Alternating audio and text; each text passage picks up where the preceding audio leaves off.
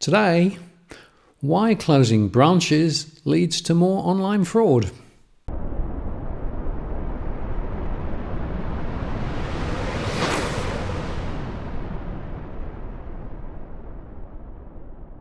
Hello again, it's Martin North from Digital Finance Analytics. Well, that is post covering finance and property news.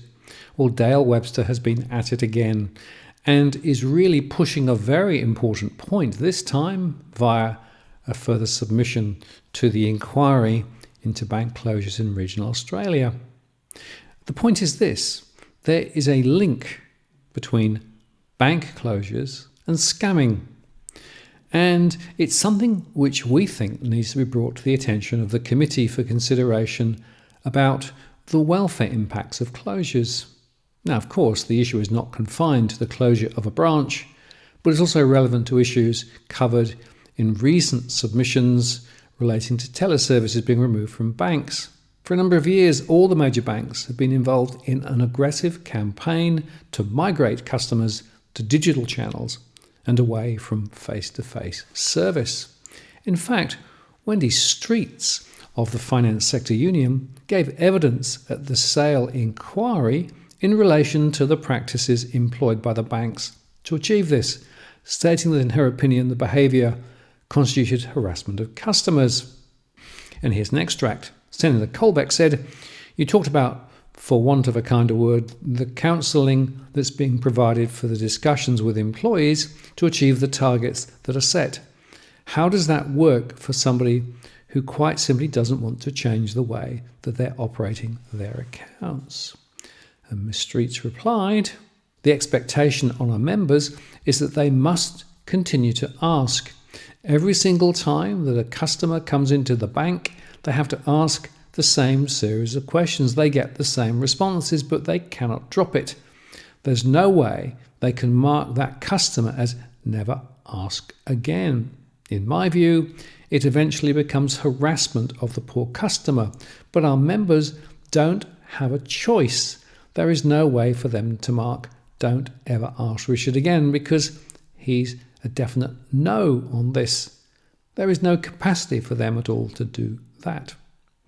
The need to migrate customers to digital becomes even more intense when a bank is planning to close a branch. And it's clear that the National Australia Bank in particular has an agenda for closing branches, and preparation, by the way, for the reduction of opening hours starts a year or so in advance.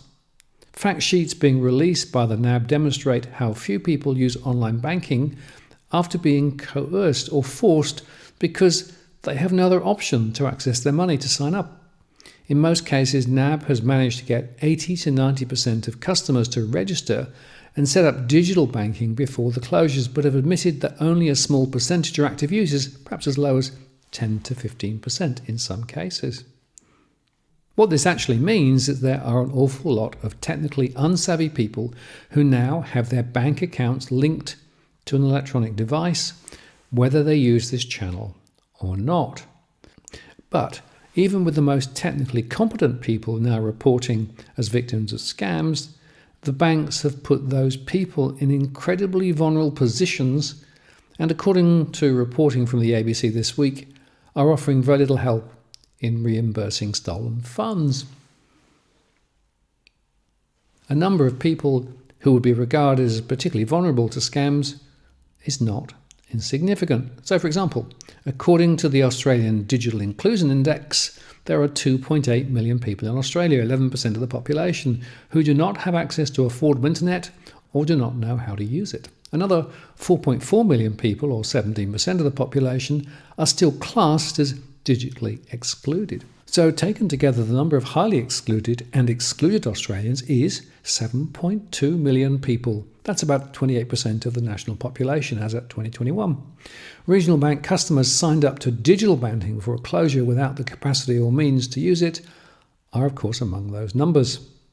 If somebody cannot drive to the next town to do their banking after their branch closes and is unable to do digital banking themselves, they have to rely on a third party to help. A moment somebody tells another their PIN, their rights to reimbursement if scammed avoided, according to bank terms and conditions. And this also is the case when somebody can't get teleservices and needs help to use an ATM. Some people who can't afford to own or run their own devices, remember they need a digital phone as well as a computer for two-factor identification, are relying on libraries and other public computers to access their banking. And some libraries won't allow people to do banking on their computers because of the risk. And two-factor identification, put in place by banks to help stop scammers, is causing huge problems in regional areas due to connectivity issues, as detailed in the Regional Banking Task Force submissions. Now here's a quote from a submission to that Regional Banking Task Force. With the rise in financial scams, consumers are looking to banks to protect them from scams. Instead, they are closing branches and directing them to platforms with the greatest risk. Bank tellers play an active role in helping to protect customers from scams. This is why people need a full-time bank branch in their community.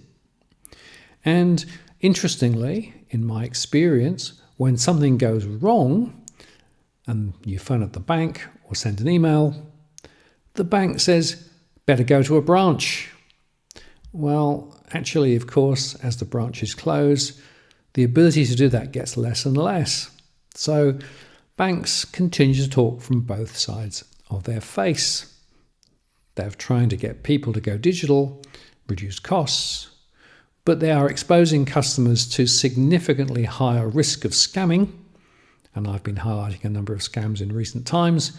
Look back over recent posts. And of course, also, if you are in an area where you cannot get mobile reception, two-factor identification and authentication just doesn't work. So there's a theoretical view of what might be possible in bankers' heads, because of course they mostly live in highly built-up areas with lots of internet connectivity, and of course assume that everybody has access to all these devices, when in reality, in the real world, the story is quite different.